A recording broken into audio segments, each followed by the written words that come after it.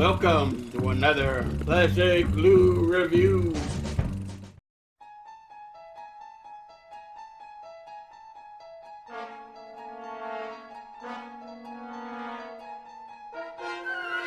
Hello and welcome to another Glue review. Today we watched episode 4 of the new Twilight Zone, A Traveler, on the outskirts of Alaska, close to the ice bridge that connects Russia with America. And there is an Air Force base that has developed some kind of unique global radar system that is the new form of defense against invaders. We think against the Russians. And every year, the sheriff of this small little one-horse town hosts a Christmas party, because why wouldn't you? Where he uses his good graces and the spirit of Christmas to pardon any prisoners who may be in his jail cell. Unfortunately, this town is as small as Mayberry, and there's usually never one in their jail cells except for the local drunk. So he asked his one of his deputies, "Hey, go fetch your brother. He's a drunk. We'll arrest him and then pardon him as part of the Christmas tradition." Now his deputy is a local Inuit Eskimo, and her brother is also an Eskimo who really doesn't like the people and what they're doing to this great land, and really hates Pendleton. But he agrees that, well, I better get some pie out of this because I'm hungry. So they bring him to the station, they lock him up, and said, don't worry, I'll have you out soon. I better. And while she's back there, she notices, hey, there's some dude in the other cell, and I know that I didn't put him there. Now, he's already locked up, but she draws her gun, say, hey, how do you get in there? She's all suspicious and angsty. Well, he's clearly locked up, can't do anything. Yeah, there's an old tete-a-tete, and he explains, oh, I'm a traveler, and I put myself in here because of reasons. He eventually gets out. They're talking to the party guests, which are all town members of this small one little horse town. But they're all at odds against each other for the local resources. Against the mayor as in charge of military contracts, and everybody wants to swoo him so you can get that sweet Air Force money. But he went with a Russian contractor across the bay. Meanwhile, the traveler, who the deputy doesn't trust, looks up his name to see if there are any outstanding warrants, calls local hotels, see if they're missing anybody, trying to figure out who this guy is. Meanwhile, A Traveler, his official name, is mingling with guests. They're doing karaoke. He's taking pictures with them, selfies. Got a very futuristic camera. You can see it's clearly nothing anyone has ever seen before. But they buy his story, saying it's Russian made, as if Russia could make a transparent phone with 40 HP.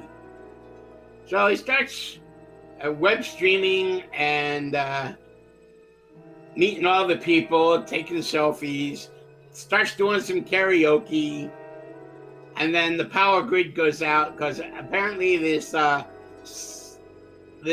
radar system drains a lot on the local town's power, and frequently causes blackouts and brownouts, and the town hates it and wants to know when they're going to fix it. But they don't stay blacked out for long when power comes back. And then here's where the guest twist comes in. For no reason, the traveler starts saying, hey, as he knows things and is going to give them for Christmas. Like, I know that the mayor has made a deal with the Russians instead of giving it to his friend over there who he promised hadn't made any decisions. And I know Jill over here, she's a drunk, and that's her fifth drink. She promised she'd only drink two, and now all of a sudden she's causing dissension and mistrust between everybody, and there's a fight breaks out, and the chief, all right, wrap it up and sends everybody home, and threatens the guy, hey, how do you know all this stuff, and locks him back in the cell again. While he's in the cell, he says, why don't you ask him what's really going on? So he puts some more distrust between the deputy and the captain. Says, hey, he sold you out to the Russians. He's a spy.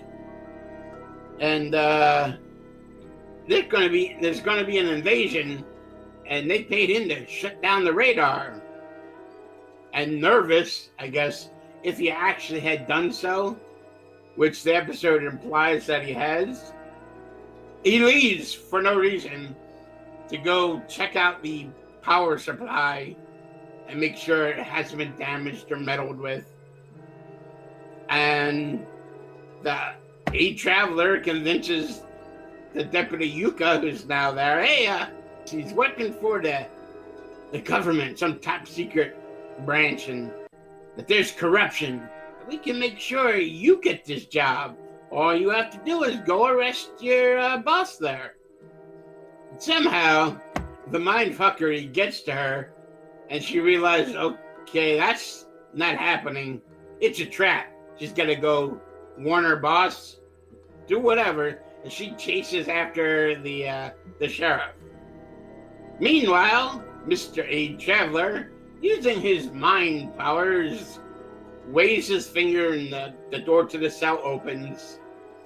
The brother who's sitting in the next cell is completely unfazed by any of this, mainly because he worships the old gods and is kind of okay with the newly revealed alien is in his presence. It's, hey, can you use your magic to open my cell? And he does. And he shows him his true form. And they get along just fine. And they cut to the deputy arresting the sheriff. Hey, stick your hands up, blah. You're trying to invade Russia, but and all this back and forth where it's not true. And then they both look up, and yeah, there was an invasion, but it wasn't by the Russians. It was an alien invasion. They needed to knock out that power supply so it would knock out the Air Force's new planet-wide radar system so they could just come in and invade peacefully. They kind of look like, Greedo a little. They're really tall. After the aliens are overhead and they're useless to resist, it then cuts back to the police station where you see the previous Eskimo brother and the alien enjoying a nice slice of pie and just realizing, I'm sure it'll be better with you guys. And then it transitions to Jordan Peele giving some speech about trust, and doesn't really make any sense.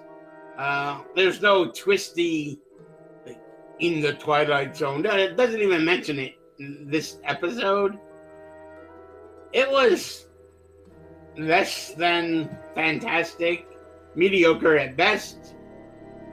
Well, we'll wait for the next one. Episode 5 is coming up this week. Well, that's all for this Glue review. Remember to like the video, leave a comment down below, subscribe to the channel, click that notification bell, as more videos are coming right up. I'll see you next week. Bye. Have something to send us? We have a P.O. box. P.O. Box 11626, Hollywood Way, California, 91505. Show your friends you support Classic Glue while showing the world who you back in the battle of the second screen. The brand new Classic Glue t-shirt from Zazzle. Sizes vary from small to 6X, and you can take your choice of colors from olive, forest green, camo, and many, many more. And if you haven't already, go ahead and order a team hoodie.